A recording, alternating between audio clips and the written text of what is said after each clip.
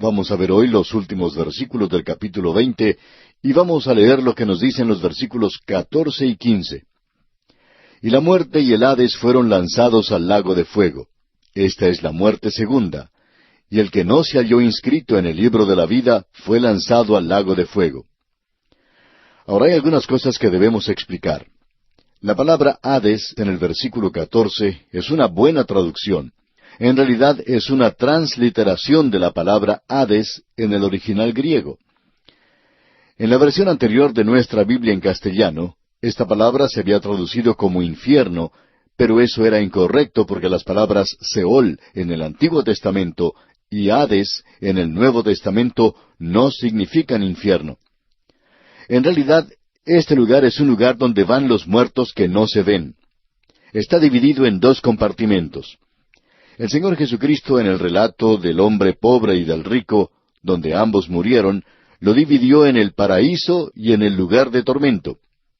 El paraíso estaba vacío cuando Cristo llevó consigo en su ascensión a los creyentes del Antiguo Testamento. Podemos leer lo que nos dice el apóstol Pablo en su epístola a los Efesios, capítulo 4, versículos 8 al 10. Dice, por lo cual, dice, subiendo a lo alto, llevó cautiva la cautividad y dio dones a los hombres. Y eso de que subió, ¿qué es? Sino que también había descendido primero a las partes más bajas de la tierra. El que descendió es el mismo que también subió por encima de todos los cielos para llenarlo todo. Ahora Él hizo dos cosas. Él le dio dones a los hombres, pero también Él llevó consigo al cielo, es decir, al lugar llamado paraíso, a aquellos santos del Antiguo Testamento que habían muerto. Pero el lugar de tormento entregará a los perdidos a juicio en el gran trono blanco, como ya hemos visto en nuestro programa anterior. Y todos aquellos que tienen que presentarse a ese juicio son perdidos. Y se nos dice que ellos son arrojados al lago de fuego, que es la muerte segunda. El Señor también lo llamó las tinieblas de afuera. Creemos que esto es simbólico de algo que es peor que un fuego literal, las tinieblas de afuera. Creemos que esto es mucho peor que eso. Es una separación eterna de Dios, porque la muerte indica separación. La muerte, ese gran y final enemigo del hombre, es finalmente quitada de la escena y ya no se dirá jamás, todos morimos en Adán. La muerte es personificada en este caso porque es el gran enemigo del hombre. En el Antiguo Testamento, en el libro de Oseas, capítulo 13, versículo 14, leemos, de la mano del Seol los redimiré, los libraré de la muerte. Oh muerte, yo seré tu muerte, y seré tu destrucción, oh Seol. La compasión será escondida de mi vista. Luego el apóstol Pablo dijo en su primera epístola a los Corintios, capítulo 15, versículo 26, y el postrer enemigo que será destruido es la muerte. Y luego en el versículo 55 de ese mismo capítulo 15 de la primera epístola a los Corintios dice Pablo, ¿dónde está, oh muerte, tu aguijón? ¿Dónde, oh sepulcro, tu victoria? Es decir que el Hades es la prisión de las almas perdidas. Y el Hades también fue lanzado al lago de fuego. ¿Por qué? Bueno, los perdidos ya no están más en el Hades. Ellos se encuentran en el lago de fuego. Así es que allí es donde han sido consignados Satanás, la bestia, el falso profeta y todos sus seguidores. Tenemos que encarar esto, amigo oyente. Si el hombre no acepta la vida de Dios, entonces tiene que aceptar la otra única alternativa. Dios nunca creó al hombre para colocarlo en ese lugar, pero no hay ningún otro lugar para él, una asociación eterna con Satanás, porque ese era el propósito de la creación del infierno mismo. Asumimos nosotros que ese es un lugar al cual Dios nunca va. Él se mantiene alejado de ese lugar. Y esto significa el estar separado de Dios. Y la segunda muerte quiere decir una separación eterna y absoluta de Dios. Hablando honestamente, amigo oyente, nos agrada mucho entrar ahora al capítulo 21, porque en un momento como este es necesario ver un cuadro maravilloso, y es maravilloso el cuadro que se nos va a presentar aquí. En el capítulo 21 se le quita el velo a la eternidad, un nuevo cielo, una nueva tierra y una nueva Jerusalén, una nueva era y la morada eterna de la esposa del Cordero. Y entonces nosotros seremos nueva creación en Cristo Jesús, sin esta antigua naturaleza que tanto se manifiesta a sí misma en el día de hoy. Hemos llegado aquí a la entrada de la eternidad. y la eternidad es revelada ante nosotros. Tenemos ahora el nuevo cielo, la nueva tierra y la nueva Jerusalén en los versículos 1 y 2 del capítulo 21. Si podemos adaptar a este programa una expresión moderna, diríamos que este capítulo es algo fuera de este mundo. No tiene nada que ver con la tierra, con la excepción de la primera parte, y vemos nosotros la morada eterna de la iglesia. Ahora, ¿qué es en realidad el cielo? Hoy existe demasiado sentimentalismo. Los ojos se llenan de lágrimas cuando uno habla del cielo. Bueno, amigo oyente, el cielo es un lugar palpable. Usted tiene su domicilio allí. A usted se le colocará su nombre sobre usted mismo.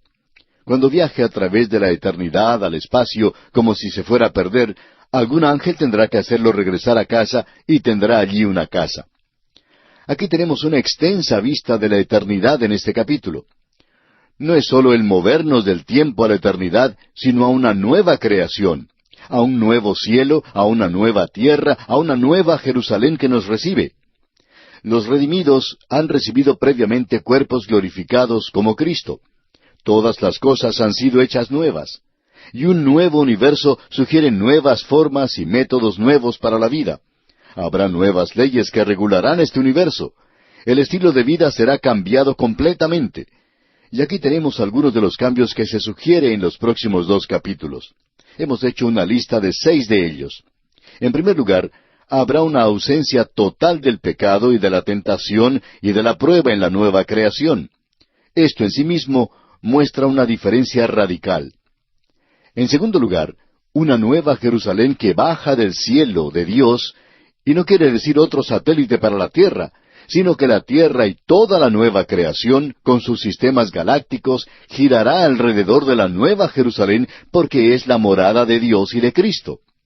En tercer lugar, la ley de la gravedad, como la conocemos ahora, será cambiada radicalmente. Habrá un tráfico intenso entre la nueva Jerusalén y la tierra. No creemos que los moradores de la tierra, aunque sean salvos en el Antiguo Testamento y en el período de la Gran Tribulación y en el período milenario, van a poder dejar esta tierra. Pero la iglesia ya ha dejado la tierra y su morada se encuentra en la nueva Jerusalén. Creemos que tendremos cuerpos completamente diferentes y que no seremos afectados por la ley de la gravedad, es decir, la ley de la gravedad de esta tierra o la de cualquier otro planeta. El cuarto cambio que tendrá lugar es que no habrá sol para dar luz, porque Dios mismo suplirá eso directamente al universo. Por tanto, habrá una ausencia de la noche.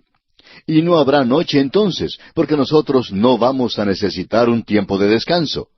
Eso es porque tendremos cuerpos nuevos. De paso, digamos que esa es una esperanza que tenemos nosotros. Quinto, ya no habrá más mar en la tierra. El mar ocupa la mayor parte de la superficie terrestre del presente. Aproximadamente unas 3/4 partes de la superficie total de la tierra es agua. Esto demuestra una revolución en la vida sobre la tierra. Usted ya puede imaginarse todo el lugar que habrá para estacionamiento. No habrá peces para comer, y aparentemente el hombre será vegetariano, aún en el milenio y en la eternidad, como lo fue en el jardín del Edén. La fruta es la única dieta del hombre eterno, y usted puede ver esto cuando lea ya el capítulo 22 de Apocalipsis. Ya vamos a considerar esto más adelante. Por ejemplo, el versículo 2 nos dice, en medio de la calle de la ciudad, y a uno y a otro lado del río, estaba el árbol de la vida que produce 12 frutos, dando cada mes su fruto. No vamos a entrar en detalles aquí, pero aparentemente la dieta del hombre va a cambiar. Y en sexto lugar, allí estará la presencia de Cristo y de Dios juntos, con el trono de Dios hecho visible. Y esto introduce un nuevo día para el hombre y la nueva creación. Bien, entremos a considerar el texto mismo de este capítulo 21. En los primeros 2 versículos tenemos un nuevo cielo, una nueva tierra y una nueva Jerusalén. Leamos el primer versículo. Vi un cielo nuevo y una tierra nueva, porque el primer cielo y la primera tierra pasaron y el mar ya no existía más. Esto es muy interesante. Juan dice, vi. Esta es una declaración que se ha repetido varias veces. Juan nos recuerda que él es un espectador de todas estas escenas, es decir, que él es un testigo de esta escena panorámica final que introduce la eternidad, y esto es muy importante. Ahora el Espíritu debe enseñarnos claramente que el orden presente de la creación pasará para dar lugar a un nuevo cielo y a una nueva tierra. El Señor Jesucristo mismo dijo, «El cielo y la tierra pasarán». Esta vieja creación fue hecha para el primer Adán, y el postrer Adán tiene una nueva creación para nuevas criaturas. Allá en el libro del profeta Isaías, capítulo 66, versículo 22, dice, «Porque como los cielos nuevos y la nueva tierra que yo hago permanecerán delante de mí, dice Jehová, así permanecerá vuestra descendencia y vuestro nombre». Dios ha prometido a Abraham una tierra para siempre, y a David un trono para siempre. Daniel profetizó de un reino que nunca será destruido. La nueva tierra será el cumplimiento de todas estas profecías. Escuche ahora lo que dice el escritor de la Epístola a los Hebreos, capítulo 11, versículos 13 al 16. Conforme a la fe murieron todos estos sin haber recibido lo prometido, sino mirándolo de lejos, y creyéndolo y saludándolo, y confesando que eran extranjeros y peregrinos sobre la tierra. Porque los que esto dicen, claramente dan a entender que buscan una patria, pues si hubiesen estado pensando en aquella de donde salieron, ciertamente tenían tiempo de volver. Pero anhelaban una mejor, esto es, celestial. Ahora, eso de celestial no quiere decir que ellos van al cielo, sino que significa que el cielo está descendiendo a esta tierra. Esto es lo que nosotros queremos decir en el Padre Nuestro cuando decimos, «Venga tu reino, hágase tu voluntad como en el cielo, así también en la tierra». Ahora, volviendo a la Epístola a los Hebreos, versículo 16 de este capítulo 11, continúa diciendo aquí, «Por lo cual Dios no se avergüenza de llamarse Dios de ellos, porque les ha preparado una ciudad». Veamos ahora lo que nos dice Pedro en su segunda epístola, capítulo 3, versículo 13. «Pero nosotros esperamos, según sus promesas, cielos nuevos y tierra nueva, en los cuales mora la justicia». Pedro tiene unas cuantas cosas que decirnos en ese tercer capítulo de su segunda epístola. En el versículo 7 él dice, «Pero los cielos y la tierra que existen ahora están reservadas por la misma palabra, guardados para el fuego en el día del juicio y de la perdición de los hombres impíos». Luego en el versículo 10 dice, «Pero el día del Señor vendrá como ladrón en la noche, en el cual los cielos pasarán con grande estruendo, y los elementos ardiendo serán deshechos, y la tierra y las obras que en ella hay serán quemadas. Puesto que todas estas cosas han de ser deshechas, ¿cómo no debéis vosotros andar en santa y piadosa manera de vivir?». La característica principal de la nueva tierra, como hemos sugerido, es la ausencia del mar. Eso automáticamente va a cambiar el clima, la atmósfera y las condiciones de vida. Es imposible para la mente humana el comprender la gran transformación que tendrá lugar en una nueva creación. El mar en el pasado ha sido una barrera y también una frontera para la humanidad, la cual en algunos casos ha sido algo bueno y en otros casos ha sido algo malo. También el mar fue un instrumento de juicio en la época del diluvio. Sin embargo, con la desaparición del mar, la población sobre la tierra puede duplicarse una y otra vez gracias al incremento de la superficie de la tierra. Ahora leamos el versículo 2 de este capítulo 21 de Apocalipsis. «Y yo, Juan, vi la santa ciudad, la nueva Jerusalén, descender del cielo, de Dios, dispuesta como una esposa ataviada para su marido». Llegamos aquí a la parte que nos debe interesar. Este es el lugar donde nosotros vamos a vivir. Cuando usted habla de ir al cielo, ¿en qué piensa? Para la mayoría de la gente es una hermosa isla en algún lugar. Este es un lugar bien definido.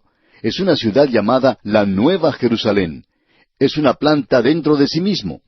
Ya veremos esto cuando lleguemos a esta sección. Y hablando honradamente, amigo oyente, se dice muy poco en la Escritura en cuanto al cielo. Pero aquí lo tenemos.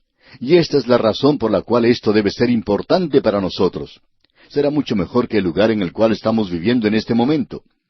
Este versículo 2 entonces dice, «Y yo, Juan, vi la santa ciudad, la nueva Jerusalén, descender del cielo, de Dios, dispuesta como una esposa ataviada para su marido».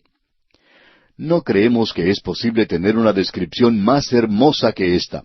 Dispuesta como una esposa ataviada para su marido. Estamos seguros que usted ha podido presenciar muchas ceremonias matrimoniales. Y estamos seguros que es muy difícil decir que ha visto a una novia fea. Siempre se han de presentar muy hermosas. En una ceremonia matrimonial, cuando la gente ya está en la iglesia, entra el predicador, entra el novio, muy elegante por cierto, y nadie le presta ninguna atención sino su mamá. Ella es la única que cree que es un muchacho maravilloso, pero la verdad es que nadie más le está mirando. Pero en un minuto entra la que va a ser la esposa y todo el mundo se pone de pie y la mira. Y uno nunca ve a una novia fea. Uno siempre ve que las novias son muy hermosas. Si usted ha podido ver a esa muchacha antes de la boda, se hubiera preguntado si ella podría parecer hermosa para la ceremonia del casamiento. Pero luego, cuando uno las ve vestidas con ese vestido de novia, se pregunta si esta era la misma muchacha que había visto antes. Amigo oyente, Dios les da a ellas una belleza radiante. Y es algo muy hermoso cuando uno mira hacia la entrada de la iglesia, y especialmente para el novio, y ver a aquella que está entrando y que va a ser su esposa. ¡Qué cuadro más hermoso, amigo oyente! Y como ya hemos dicho, es casi imposible ver a una novia fea. Parece que Dios transformara a todas estas muchachas en una novia hermosa en ese momento. Y creemos que la razón por la cual hace eso es a causa de la nueva Jerusalén, donde nosotros viviremos, y es como una esposa, dice, ataviada para su marido. ¡Qué cuadro el que tenemos aquí, amigo oyente! Permítanos decirle que esta es la primera vez que podemos echarle una mirada a ella. Ahora creemos que esta ciudad ha estado en existencia por mucho tiempo. El Señor dijo que iba a preparar un lugar para usted hace más de 2000 años, y Él ha estado preparando este lugar para su esposa, la iglesia. Va a ser algo muy hermoso. Ya veremos esto en este capítulo. Él nos da una descripción de esto. Vamos a considerar la Nueva Jerusalén, el lugar hacia el cual se está dirigiendo la iglesia hoy. Somos peregrinos y extranjeros aquí en la tierra, pero tenemos un lugar permanente allá. Regresamos hoy al capítulo 21 de este maravilloso libro, donde vemos 7 cosas nuevas: los cielos nuevos, la nueva tierra, la nueva gente, la nueva Jerusalén, el nuevo templo, la nueva luz, y luego en el capítulo 22 veremos el nuevo paraíso y su río de agua de vida. En nuestro programa anterior dejamos nuestro estudio en el versículo 2 del capítulo 21, que dice: Y yo, Juan, vi la santa ciudad, la nueva Jerusalén, descender del cielo, de Dios, dispuesta como una esposa ataviada para su marido. Dijimos en nuestro programa anterior que todas las novias en el momento de la ceremonia nupcial son muy hermosas. Quizá no lo sean antes y quizá no lo sean después, pero en ese día especial Dios les da una hermosura sin igual. Y no podemos imaginarnos de un cuadro más hermoso de la iglesia que este cuadro que se nos presenta aquí. Esta nueva Jerusalén es la morada, es el hogar que ha sido preparado para la iglesia. El Señor Jesucristo dijo: Voy pues a preparar lugar para vosotros, y si me fuere y os preparare lugar, vendré otra vez y os tomaré a mí mismo, para que donde yo estoy, vosotros también estéis.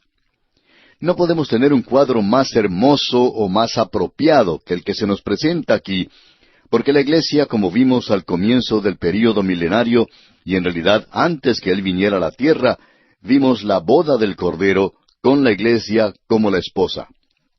Ahora esto nos lleva a este pasaje del día de hoy, y es en realidad el cumplimiento de lo que el apóstol Pablo dijo, hablando a los creyentes de Éfeso, en el capítulo 5 de su epístola a los Efesios, versículos 25 y 26, cuando dijo: Maridos, amad a vuestras mujeres, así como Cristo amó a la iglesia y se entregó a sí mismo por ella, para santificarla, habiéndola purificado en el lavamiento del agua por la palabra. Creemos que en el tribunal de Cristo, donde tendrá lugar el corregimiento y el juicio de los creyentes, nosotros seremos corregidos.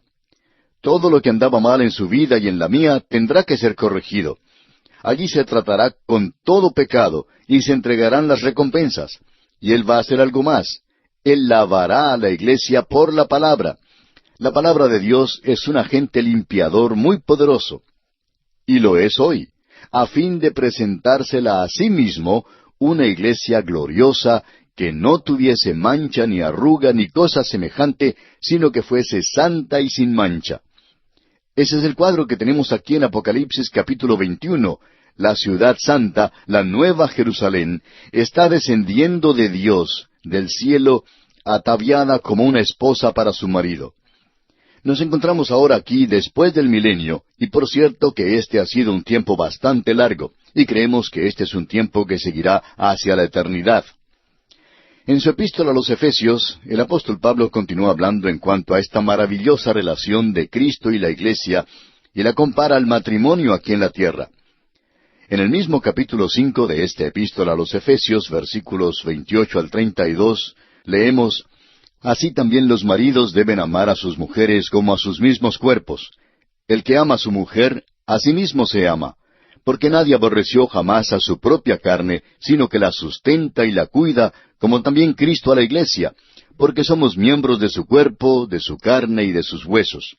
Por esto dejará el hombre a su padre y a su madre, y se unirá a su mujer, y los dos serán una sola carne. Grande es este misterio, mas yo digo esto respecto de Cristo y de la iglesia. Ahora aquí tenemos esta idea de que es un misterio que no ha sido revelado para nosotros. La relación matrimonial es la relación más hermosa y maravillosa, y en realidad es la única ceremonia que Dios ha instituido para el hombre. Esto se remonta al mismo jardín de Edén, al mismo principio, y es de suma importancia. Es un misterio tan profundo que aun los consejeros matrimoniales el día de hoy y todos los libros que han sido escritos ni siquiera han llegado a tocar el armazón de lo maravilloso que puede ser un matrimonio para los creyentes. De paso, digamos que el apóstol Pablo está hablando aquí no solo a los creyentes, sino a aquellos que están llenos del Espíritu. Todas estas instrucciones son para creyentes llenos del Espíritu. No se han dado aquí para el mundo perdido. Estas cosas no se han dado para el creyente promedio. Es dada, él dice al principio de esta sección, a aquellos que están llenos del Espíritu Santo. Sed llenos del Espíritu Santo, dice. Ese es el único mandamiento requerido para hacer algo en cuanto al Espíritu Santo. Aquí debemos ver algo que es difícil de comprender y presenta otro punto de vista sobre el matrimonio. Aquí se nos dice que la esposa es la misma carne que el esposo. Ahora alguien puede preguntar, ¿cómo puede ser esto? Bueno, ¿ha visto usted algún niño hermoso que se parezca a la madre, pero que tenga el temperamento del padre? Bueno, allí es donde se ven los dos en una misma carne. Pero es mucho más profundo que esto. Cuando un hombre ama de veras a su esposa, en realidad se está amando a sí mismo. Y lo mismo ocurre con ella. Cuando ella ama de veras a su esposo, se está amando en realidad a sí misma. Y uno no puede tener una cosa más íntima que eso. Si yo me lastimo un pie, no voy a ignorarlo. Hago todo lo que puedo y voy al médico, y quizá él tenga que enyesarlo, y quizá no sea algo muy lindo de ver, pero no lo voy a dejar en casa porque es parte de mi cuerpo. Bueno, mi esposa es parte mía, ella es mi carne, somos la misma carne. Esto es algo difícil de comprender, pero eso nos demuestra lo íntimo que eso es, y nos lleva al mismo principio, a la creación. No podemos entrar en muchos detalles, pero allá en el capítulo 2 de Génesis, versículos 23 al 25, tenemos algo que puede aclarar este asunto. Dijo entonces Adán: Esto es ahora hueso de mis huesos y carne de mi carne. Esta será llamada varona, porque del varón fue tomada. Por tanto, dejará el hombre a su padre y a su madre, y se unirá a su mujer, y serán una sola carne. Y estaban ambos desnudos, Adán y su mujer, y no se avergonzaban. Ahora lo importante de esto, que ambos estaban desnudos, es que se conocían el uno al otro. Esta es una relación muy íntima y personal, amigo oyente. Pensamos que hoy este es uno de los grandes problemas del matrimonio. Especialmente después que una pareja se ha casado, han tenido su primera pelea, ella se le acerca a él en la cama, pero él siente que hace demasiado calor y quizás se levanta y se va a dormir al sofá. Y luego se sorprenden de por qué tiene lugar la desintegración en la relación matrimonial.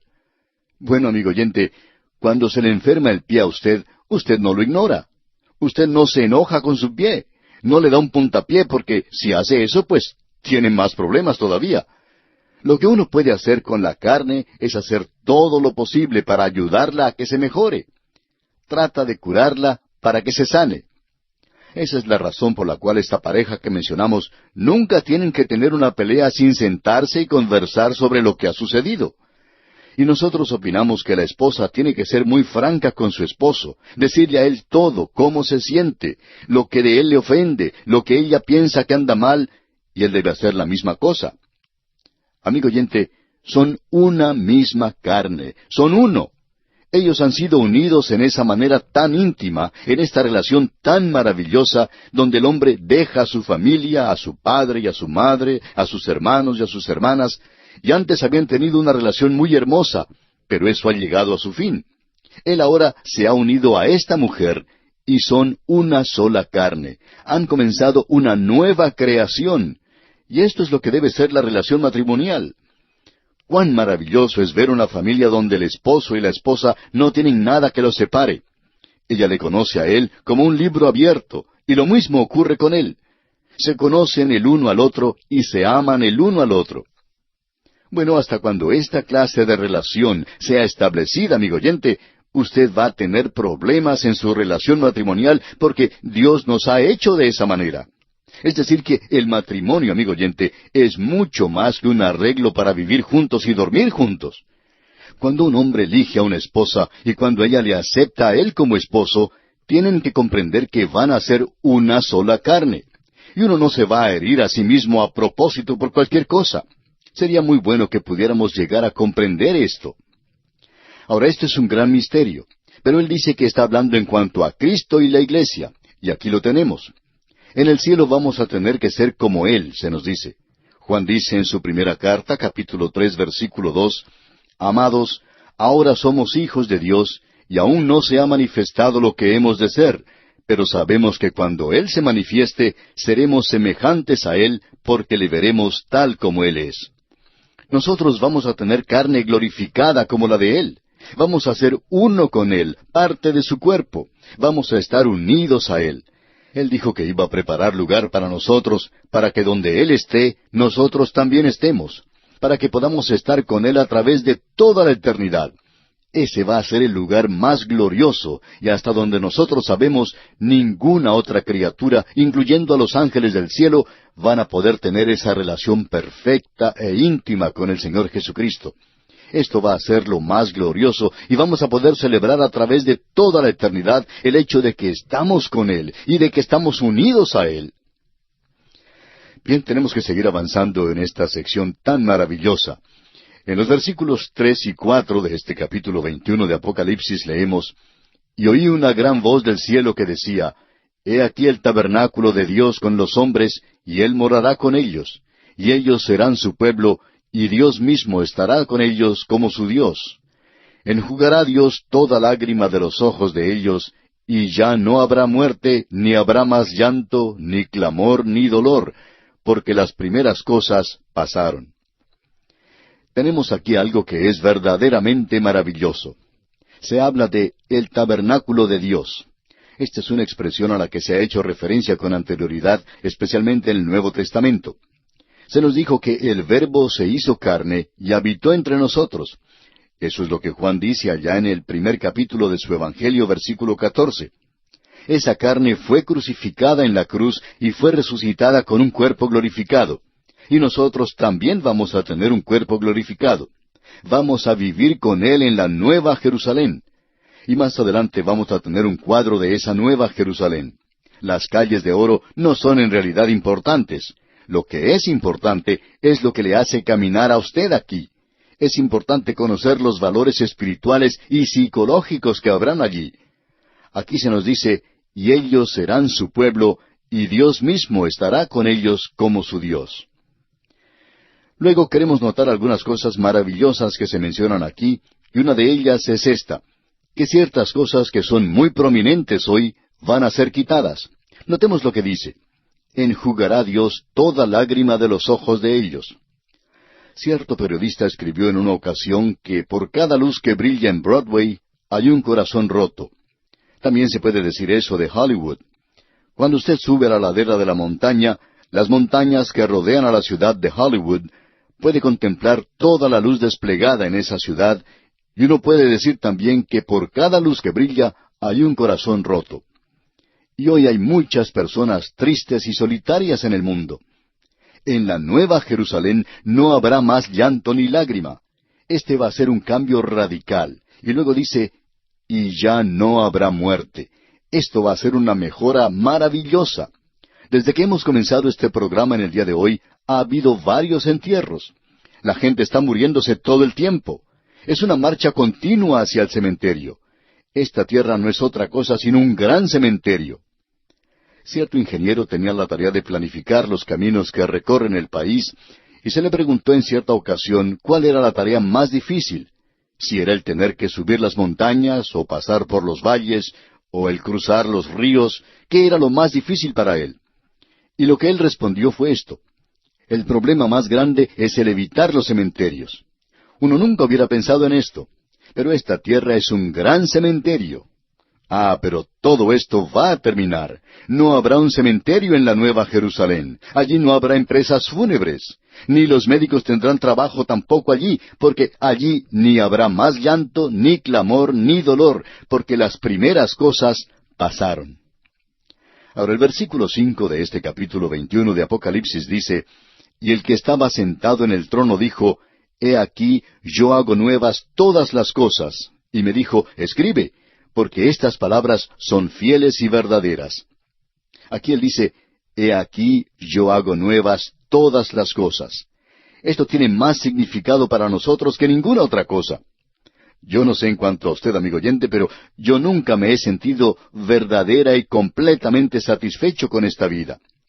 Muy a menudo me siento frustrado, me siento atrapado, nunca he llegado a realizar lo que deseo hacer, nunca he llegado a ser la persona que quisiera ser, nunca he llegado a ser el tipo de esposo que quisiera ser, tampoco he llegado a ser el padre que quisiera ser, tampoco he predicado el sermón que hubiera querido predicar. Parece que no llegamos nunca, y todos los logros que tenemos siempre parecen tener alguna mancha. Y él me dice a mí, y le dice a usted también, yo hago nuevas todas las cosas. Usted va a poder comenzar todo de nuevo, amigo oyente. Estamos esperando ansiosamente ese día cuando todas las cosas van a ser hechas nuevas, y entonces podemos empezar de nuevo. ¿Se ha detenido usted a pensar alguna vez, amigo oyente, en ese potencial de volver a comenzar todo de nuevo? De aprender todo de nuevo, y de no detenerse de nuevo, sino continuar hacia la eternidad. Ah, el gran potencial y la capacidad del hombre. Usted recuerda que cuando ocurrió ese incidente en la Torre de Babel, Dios dijo que sería mejor que descendiera porque nada podría ser ocultado del hombre. El hombre puede ir a la luna. Fue algo insensato de parte de algunos científicos y predicadores el decir que el hombre nunca podría llegar a la luna. Creemos que va a ir mucho más allá. El hombre es un ser muy inteligente que Dios ha creado, pero aún tiene mucho potencial. La muerte le pone punto final a todo aquí para él. Pero con la eternidad delante existen grandes posibilidades. Amigo oyente, a mí me gustaría comenzar este viaje ahora mismo. ¿No le gustaría a usted también hacer lo mismo? Será un viaje muy hermoso, poder ir a esta ciudad donde Él está y donde nosotros podamos estar con Él a través de toda la eternidad. Estamos acercándonos ya al final y estamos en el capítulo 21. Y para tener una idea mejor de lo que está sucediendo, vamos a leer los versículos 5 al 7 de este capítulo 21, que dicen, Y el que estaba sentado en el trono dijo, He aquí yo hago nuevas todas las cosas. Y me dijo, Escribe, porque estas palabras son fieles y verdaderas. Y me dijo, Hecho está. Yo soy el Alfa y la Omega, el principio y el fin. Al que tuviere sed, yo le daré gratuitamente de la fuente del agua de la vida. El que venciere heredará todas las cosas, y yo seré su Dios, y él será mi hijo. Esta es una sección muy importante, como vimos en la primera parte, en nuestro programa anterior, cuando consideramos la gloriosa perspectiva de todas las cosas hechas nuevas, y que podemos comenzar todo de nuevo, y que nunca habrá un final para nuestro crecimiento. Usted recordará que se dijo que su reino no tendría fin. Hay un crecimiento y desarrollo constante. Piense usted en esta perspectiva para el futuro, amigo oyente. Bueno, algún día vamos a saber algo que no sabemos hoy, pero lo sabremos entonces. Él dice aquí, yo soy el Alfa y la Omega, el principio y el fin. Y esto identifica al que está hablando como el Señor Jesucristo. Él fue identificado así en el primer capítulo de este libro. Ahora los creyentes, aun en sus cuerpos nuevos, tendrán una sed de Dios y de las cosas de Dios, y ellos quedarán satisfechos aquí. Se nos dice en el versículo 6, al que tuviere sed, yo le daré gratuitamente de la fuente del agua de la vida. Usted recuerda que él dijo allá en el Evangelio según San Mateo, capítulo 5, versículo 6, bienaventurados los que tienen hambre y sed de justicia, porque ellos serán saciados. Los creyentes todos son vencedores por la fe. Él menciona esto aquí. Dice, el que venciere heredará todas las cosas. Bueno, todos los creyentes son vencedores a causa de la fe. Ahora, en la primera epístola del apóstol Juan, capítulo 5, versículo 4, leemos, porque todo lo que es nacido de Dios vence al mundo, y esta es la victoria que ha vencido al mundo, nuestra fe.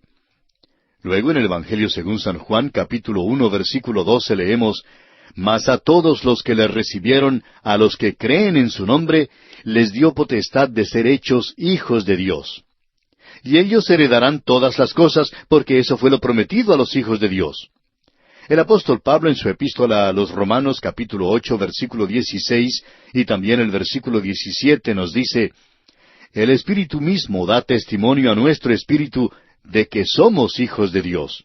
Y si hijos, también herederos, herederos de Dios y coherederos con Cristo, si es que padecemos juntamente con Él, para que juntamente con Él seamos glorificados. Luego tenemos aquí una expresión muy interesante. Dice, y yo seré su Dios, y Él será mi hijo. La expresión, Él será mi hijo, en el griego es, moi o huios. Esta expresión es muy fuera de lo común. El Dr. Vincent señala el hecho de que este es el único lugar en los escritos de Juan donde se dice que el creyente es un hijo, huios, en relación con Dios. Y Dios es quien lo dice aquí. Los creyentes en la iglesia son parte del pueblo de Dios, pero son más que eso, son los hijos de Dios de una manera única y gloriosa. Ya hemos visto esto antes, allá en la primera epístola del apóstol Juan, capítulo 3, versículo 2, donde dice, amados, ahora somos hijos de Dios, y aún no se ha manifestado lo que hemos de ser, pero sabemos que cuando Él se manifieste, seremos semejantes a Él, porque le veremos tal como Él es. Volviendo ahora a Apocalipsis capítulo 21, leemos en el versículo 8, pero los cobardes e incrédulos, los abominables y homicidas, los fornicarios y hechiceros, los idólatras y todos los mentirosos, tendrán su parte en el lago que arde con fuego y azufre, que es la muerte segunda. Hay varias cosas que resaltan en este versículo.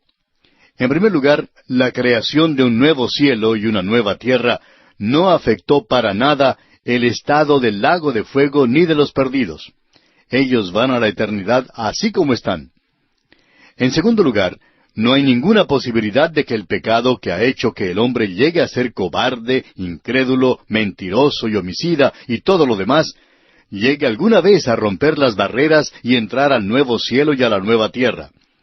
El pecado y su potencial están apartados para siempre de la nueva creación. Y finalmente, el lago de fuego es eterno. Es la segunda muerte, y no hay una tercera resurrección. Es una separación eterna de Dios lo que tenemos aquí, y no hay nada que sea más terrible que eso. Llegamos ahora al versículo 9, y aquí tenemos una descripción de la Nueva Jerusalén. En el versículo 9 de este capítulo 21 de Apocalipsis leemos, vino entonces a mí uno de los 7 ángeles que tenían las 7 copas llenas de las 7 plagas postreras, y habló conmigo diciendo, ven acá, yo te mostraré la desposada, la esposa del Cordero. El aspecto de esta ciudad es la quinta esencia de la hermosura, de la belleza ya refinada, de un gozo sin control. Un lenguaje muy refinado describe su matrimonio y el vocabulario descriptivo se agota al pintar este cuadro. La contemplación de su gloria venidera es un tónico espiritual para aquellos que están cansados de la jornada peregrina aquí en la tierra. La Nueva Jerusalén es en realidad una ciudad postmilenaria. Esto parece algo extraño viniendo de parte nuestra, pero ella no aparece sino hasta el fin del milenio y el comienzo de la eternidad. Esta ciudad evidentemente estaba en la mente de Cristo cuando Él dijo, «Voy pues a preparar lugar para vosotros». Pero el telón no se levanta en esta escena de la ciudad celestial, sino hasta cuando el drama terrenal ha llegado a su conclusión satisfactoria. La tristeza de la tierra no es apagada hasta cuando comienza la edad sin fin. La nueva Jerusalén será para la eternidad lo que la Jerusalén terrenal es para el milenio. La Jerusalén terrenal no dejará de ser, sino que tiene segundo lugar en la eternidad. La justicia reina en Jerusalén y morará en la nueva Jerusalén. La imperfección y la rebelión existen aún en la Jerusalén milenaria. La perfección y la ausencia del pecado identificará a la ciudad celestial. De la misma manera en que la reina del rey es de mayor importancia que el lugar que gobierna, así también la nueva Jerusalén trasciende a la ciudad de la tierra. Ahora esto no echará ninguna censura sobre la ciudad terrenal, ni le causará dolor interno. Ella puede decir en el espíritu de Juan el Bautista, «El que tiene la esposa es el esposo». Ahora debemos notar aquí que la nueva Jerusalén es la morada eterna de la iglesia. La nueva Jerusalén es el hogar de la iglesia, la ciudad de la iglesia. Esta es la ciudad hacia la cual la iglesia desea llegar, al establecer su tienda en esa dirección. Ahora, en este capítulo 21 de Apocalipsis, tenemos los planos del arquitecto. «Ven acá, yo te mostraré la desposada, la esposa del Cordero». Y lo que sigue ahora es una descripción de la ciudad. Ya hemos visto los aspectos psicológicos y espirituales de esto, y son maravillosos. Y estas son cosas que valen la pena contemplar. Pasamos ahora aquí a considerar la relación de la ciudad con los ciudadanos, la ciudad propia con la iglesia. Por cierto que no queremos inferir que una ciudad vacía, sin los ciudadanos, es la esposa. Los ciudadanos son identificados con la ciudad en el siguiente capítulo. Se nos habla en cuanto a los ciudadanos. Aquellos de afuera son identificados aquí para nosotros en este capítulo 21, versículo 8, como aquellos que han perdido sus derechos civiles, aunque es necesario mantener una distinción entre la esposa y la ciudad. Pero el escritor tiene la intención de considerarlos juntos. Este pasaje es una descripción de los adornos que revelan algo del amor y del valor que el esposo ha conferido a la esposa. El versículo 10 entonces, de este capítulo 21 de Apocalipsis dice, «Y me llevó en el espíritu a un monte grande y alto, y me mostró la gran ciudad santa de Jerusalén, que descendía del cielo, de Dios». Por cierto que esta ciudad no tiene contraparte entre las ciudades de la tierra. Estas están edificadas en un fundamento terrenal y suben de abajo para arriba. Esta ciudad, en cambio, baja del cielo, se origina en el cielo. Dios es su arquitecto, es decir, el Señor Jesucristo. Él es quien la ha construido. Ahora, aunque la ciudad baja o desciende del cielo, no hay ninguna sugerencia que llegue a esta tierra. La ciudad terrenal nunca va al cielo.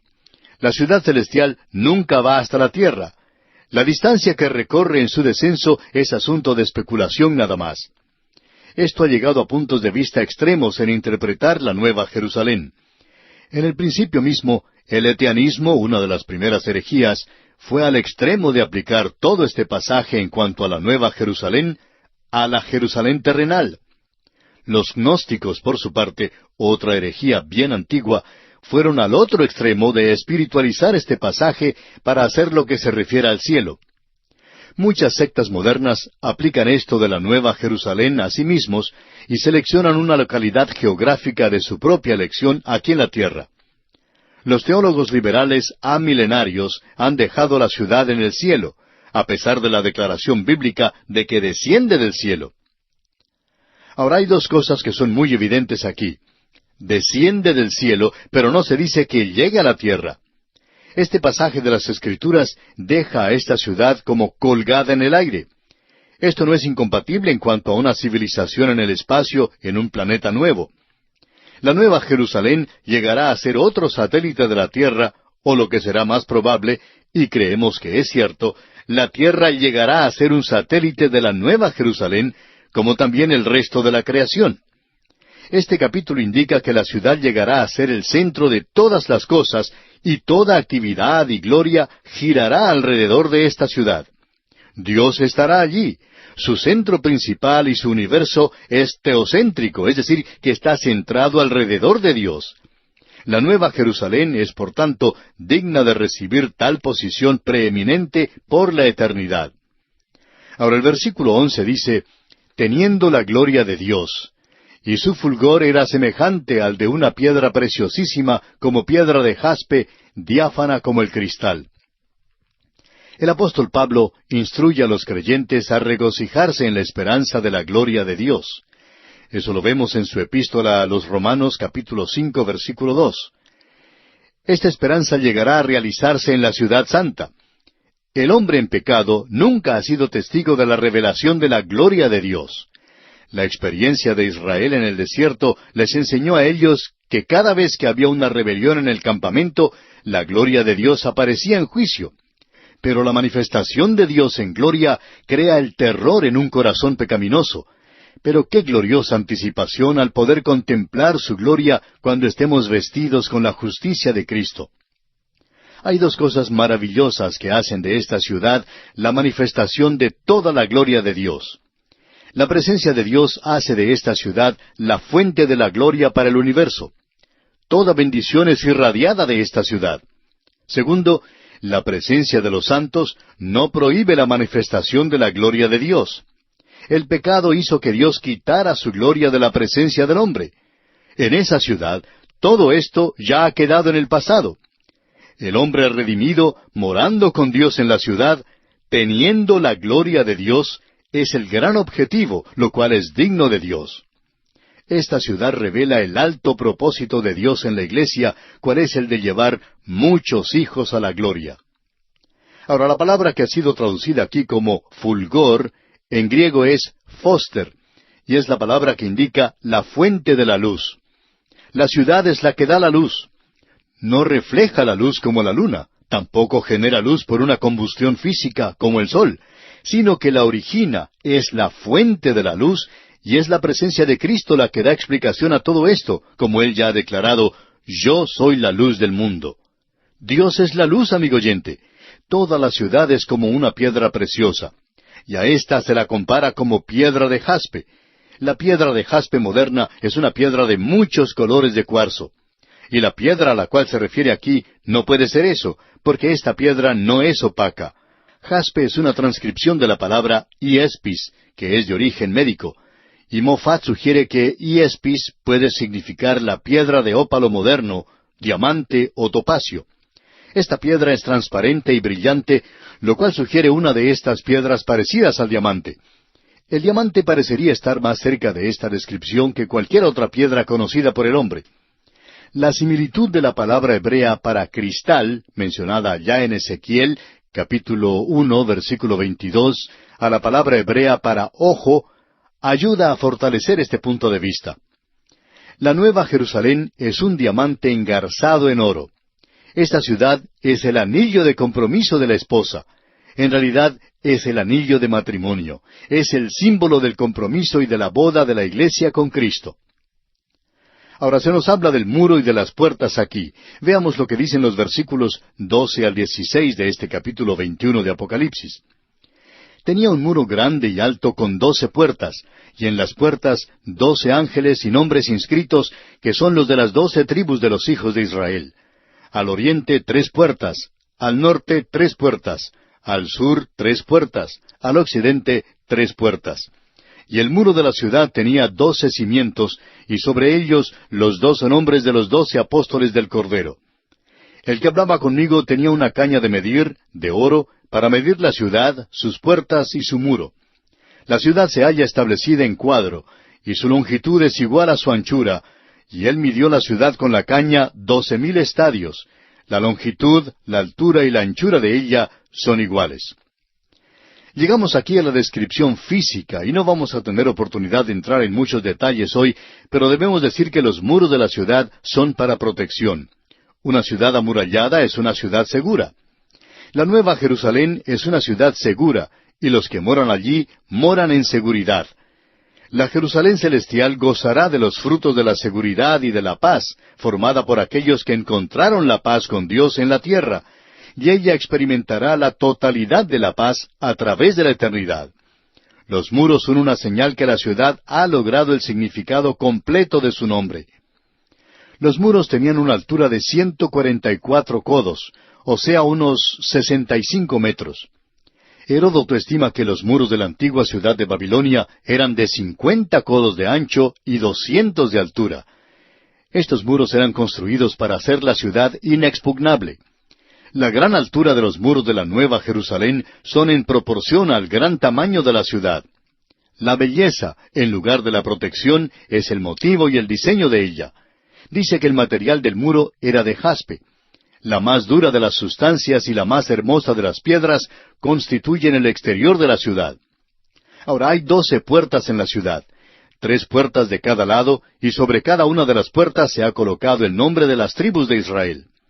Esto es algo llamativo y sugiere inmediatamente el orden que acostumbraban a tener los hijos de Israel alrededor del tabernáculo. La tribu de Leví era la tribu sacerdotal y servía en el mismo tabernáculo. La Nueva Jerusalén es un templo, en cierto sentido un tabernáculo, pero allí está Dios con el hombre. La iglesia constituye el sacerdote que le sirve a él constantemente. Ellos le sirven como tal en la ciudad y moran allí como lo hizo Leví en el tabernáculo. Todo en la eternidad mirará hacia esta ciudad porque allí está Dios. Los hijos de Israel en la tierra disfrutarán de la misma relación con la ciudad que tenían con el tabernáculo en el desierto y más adelante con el templo en la ciudad. Esta ciudad será el tabernáculo para los hijos de Israel. Ellos estarán entre la multitud que irá a esa ciudad a adorar en la eternidad. Ellos vendrán de la tierra para presentar su adoración en la gloria. Ellos no morarán en la ciudad, del mismo modo que no moraron en el tabernáculo antiguo. Aquellos que morarán allí serán los sacerdotes, quienes son la iglesia. La iglesia ocupa el lugar más cerca a Dios en la eternidad, y la esposa, como Juan en el aposento alto, puede reposar su cabeza sobre su seno. ¿Quién es esta que sube del desierto recostada sobre su amado? Esto es lo que pregunta el Cantar de los Cantares de Salomón. Es la esposa, y ella ha venido del desierto, el cual es este mundo presente. Pero las 12 tribus de Israel irán a la ciudad celestial a adorar. 3 tribus irán en cada lado de los 4 de la ciudad, y luego ellos regresarán a la tierra después de un período de adoración. Pero la iglesia morará en la Nueva Jerusalén.